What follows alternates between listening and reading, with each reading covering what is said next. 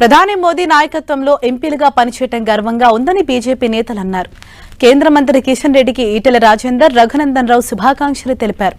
10 ఏళ్లలో అభివృద్ధి చేయటమే ప్రధాన కర్తవ్యంగా పెట్టుకున్నారని, కేవలం ట్రైలర్ మాత్రమే చూపించారని ఈటెల రాజేందర్ చెప్పారు.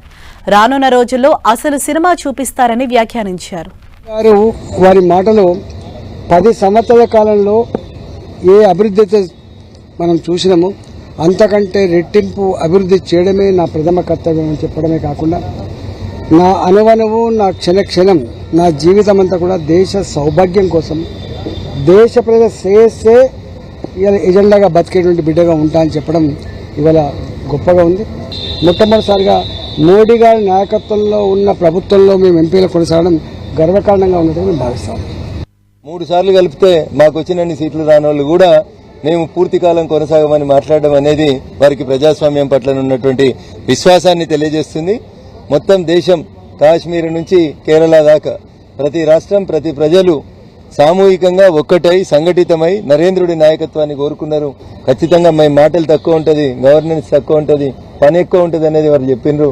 ఆ దిశగానే మా అడుగులు ముందుకు పడతాయి.